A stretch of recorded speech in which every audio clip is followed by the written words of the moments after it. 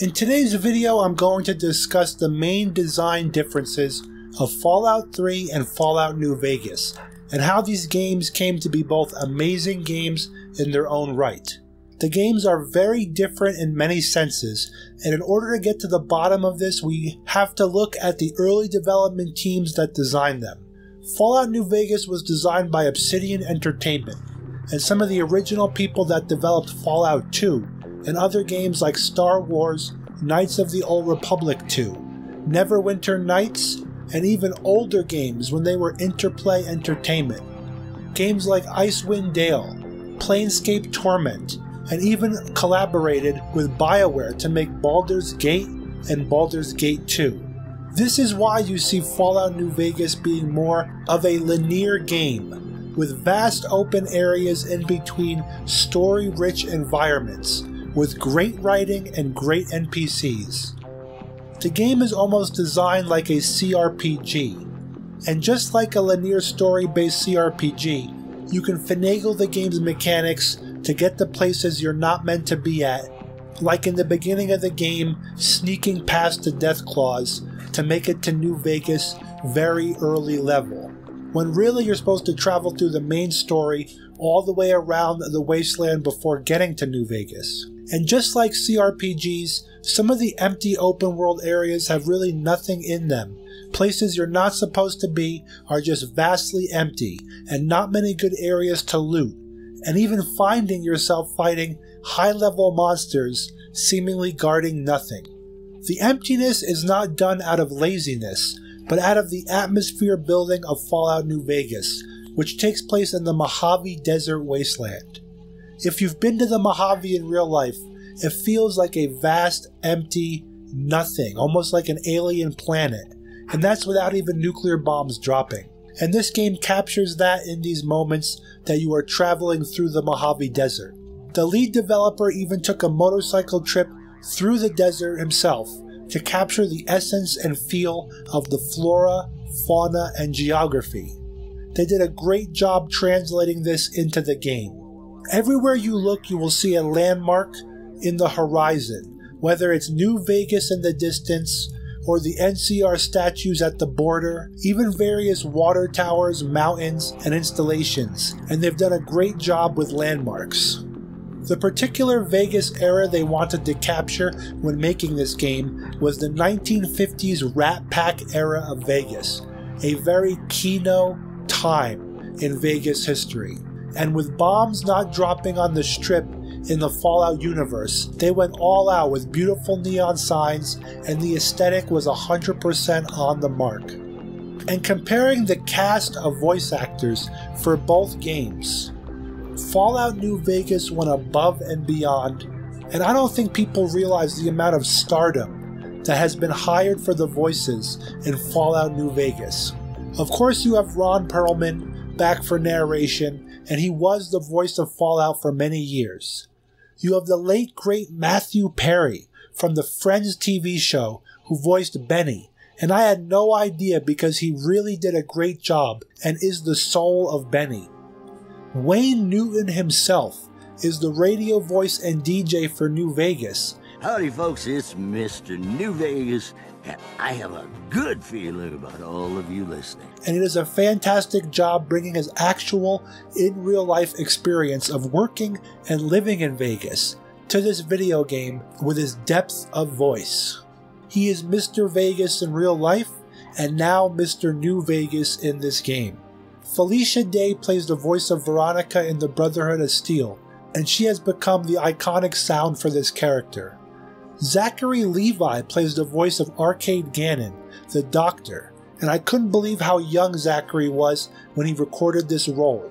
He is known nowadays for movies like Shazam, and I was very surprised he was a voice actor in Fallout New Vegas.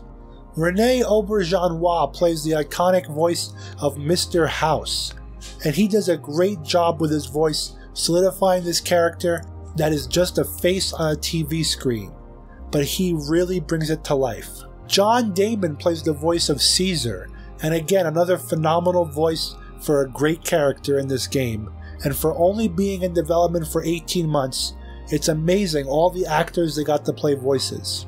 William Sadler plays the role of Victor the robot that saves the main character, and he really transformed into this role of Victor. When I saw it was this actor, I couldn't believe it. Again, great voice actors are able to change their voice and become the character they're playing. Danny Trejo plays Raul the Ghoul Companion, who travels the wasteland from Mexico to California for the last 200 years, a literal walking encyclopedia as the game describes him. Chris Christopherson, with his gravelly and thick voice, plays the role of Chief Hanlon, another all-star actor with a great voice. All these voice actors get you immersed in the game because they all have great voices and they become their characters they're playing on the big screen. And in making this video and researching this, my jaw was constantly hitting the floor and I was shocked that these people were hired to be the voices. And Fallout 3 does not have that many actors playing roles in the game, just a few we'll talk about later. Fallout New Vegas is designed with a more political sense, with amazing well-written factions that are fully fleshed out, and I believe if Obsidian Entertainment had more than 18 months to make this game, they would have put a lot more depth in choices and consequences in the game, and that's one of the main critiques of Fallout New Vegas versus Fallout 3. Whereas Fallout 3, you have many more choices that affect the game compared to New Vegas. Right before Fallout New Vegas released, Obsidian Entertainment released Alpha Protocol, a cult classic spy RPG that was known for all the choices and many endings that you can get in the game, with consequences behind the choices. And if they had more time to develop New Vegas, I believe they would have put these types of decision-making, consequences, and choices in the game. What we do have instead is multiple endings that you could choose between what factions you side with. There is an entire faction reputation system, as well as a disguise system where you can impersonate all the factions in the game. You can use this to your advantage to sneak into areas you're not supposed to sneak in. The character design and well-written story of Fallout New Vegas is second to none, and the DLCs for this game are some of the best in the entire series, with greatly written characters, and my personal favorite, like Honest Hearts, bringing you to Utah and meeting great Christian-style characters with heavy religious undertones, or even Dead Money, where it's an elaborate casino heist, and then the famous Big Mountain in Old World Blues with high-tech creations and brain robots, some of my favorite tech in the series. They did a great job with the DLCs. For the most part, lore aficionados appreciate Fallout New Vegas over Fallout 3, and the creators of it for sticking to the lore much better than Fallout 3, with the locations and the factions in the general world. We'll talk about Fallout 3's lore later on, but Vegas is more accepted by the community on a lore basis. Obsidian Entertainment used the Gamebryo engine from Fallout 3 and heavily improved upon the source code and modified it, and for the first time in the series, you had iron sights down your guns that you could aim, and you had great ammo systems and gun customization. The main character of New Vegas is not a vault dweller, he is the courier, and it leaves it open for more custom LARPing and role-playing from you, the player, and you could decide what your story has been up until the point, compared to Fallout 3, where you are a vault dweller on the task of finding your father, and you get to decide your choices in your character after leaving the vault. Fallout 3 is known for its extremely deep atmosphere and world design, and this was achieved by Bethesda Game Studios, who up until this point developed huge worlds filled with story and lore, games like The Elder Scrolls 3 Morrowind and The Elder Scrolls 4 Oblivion. This, in my opinion, is the main reason why Fallout 3's atmosphere and world is so well crafted. Every location is hand-picked and molded, created from the ground up and very well designed. From a town built around a dud nuclear bomb to Tenpenny Tower, an elitist skyscraper apartment complex filled with snooty people, to an abandoned military ship turned into the capital of the wasteland essentially. That's Rivet City. Everything about Fallout 3 oozes early Bethesda Studios' creative concepts and world building, and this game is a masterpiece of atmosphere. The game is a lot more open world compared to Fallout New Vegas, and upon leaving the vault, you can go anywhere you want, and the game gently guides you in certain directions, but does not hold your hand or force you, and doesn't even tell you where to go at times, with the main quest saying, find clues about your dad, and it leaves it to you to decide how to do that. In Fallout 3, you could truly get immersed in the world of the Capital Wasteland and feel like you're in a post-apocalyptic setting more than any other Fallout, and even with all its early design flaws compared to Fallout New Vegas, this game is an immersive masterpiece. Fallout New Vegas is vastly superior in game design and mechanics because the game released afterwards, improving upon the foundation Fallout 3 laid. In my opinion, Fallout 3 was the more serious take on the Fallout universe, with enemies reflecting that statement. You have the Enclave, super mutants, the Outcasts who are rebelling Brotherhood of Steel members, and a very frightening atmosphere of mutants and ghouls.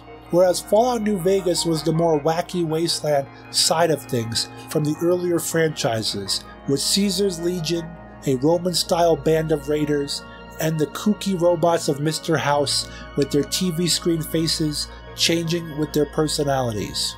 You had the Fiends, basically cannibal wasteland raiders, and the Great Khans, a sort of pseudo-biker gang emulating Mongolian raider culture, like Genghis Khan.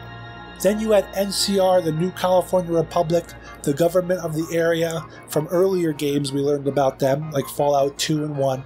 And Fallout 3 had its fair share of wacky wasteland stuff, like the vampires in the subway, the antagonizer and the mechanist, a whole community of children living in a child-only city, with DLC where you're literally abducted by aliens, and it doesn't get crazier than that. But personally, my favorite is the Republic of Dave. But in terms of enemies alone, I felt that the enemies of Fallout 3 were much scarier and serious, especially the mutant behemoths.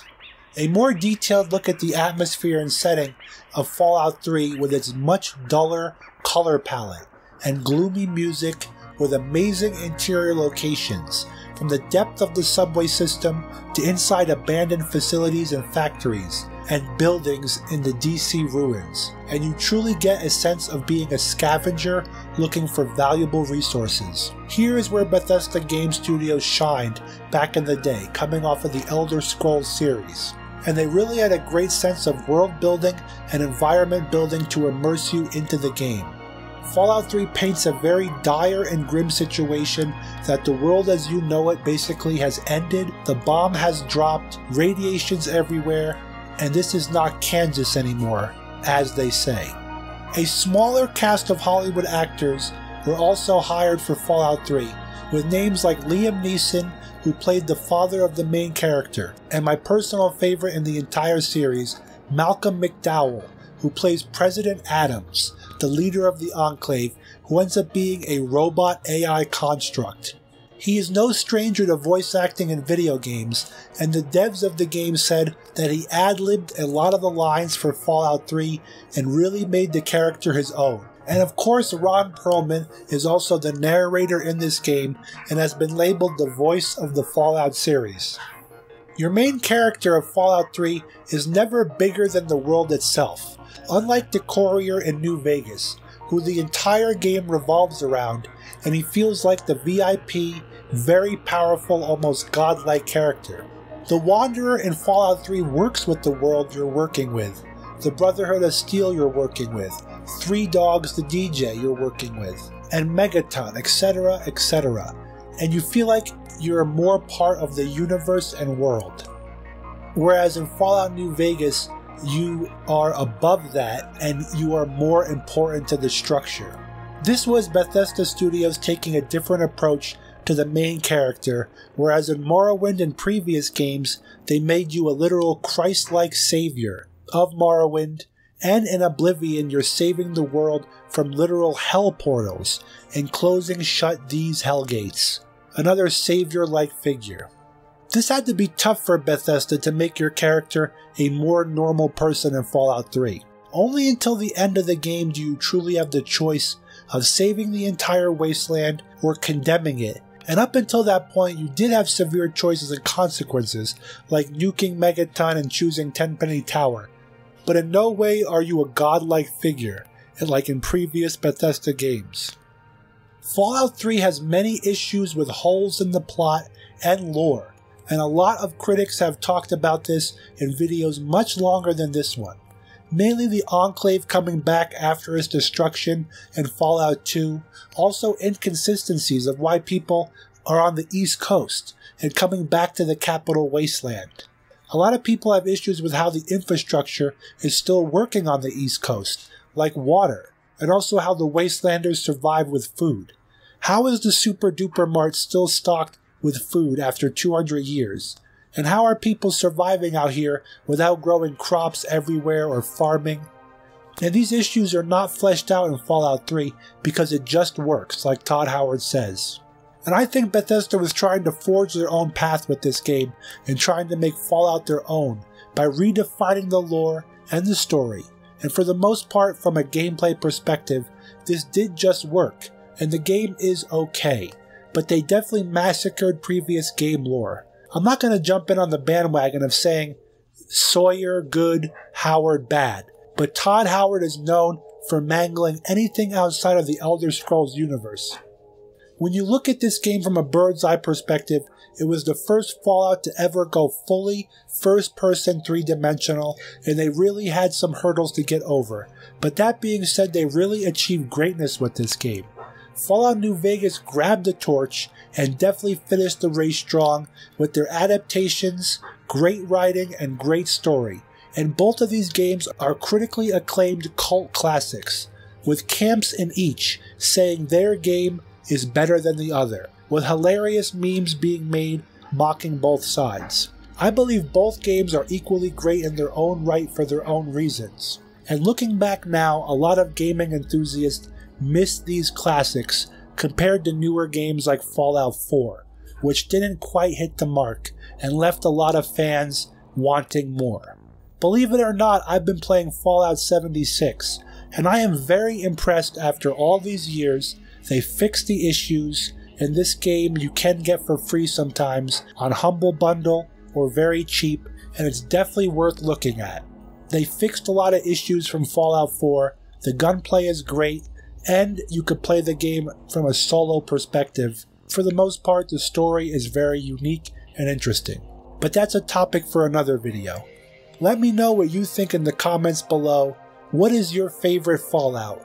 Fallout 1, 2, 3, Tactics, the Brotherhood of Steel spin-off game, or New Vegas, or other that I have not mentioned. Let me know what you think of this video. I read every comment. Hit that thumbs up button to help out the channel. And thank you for watching.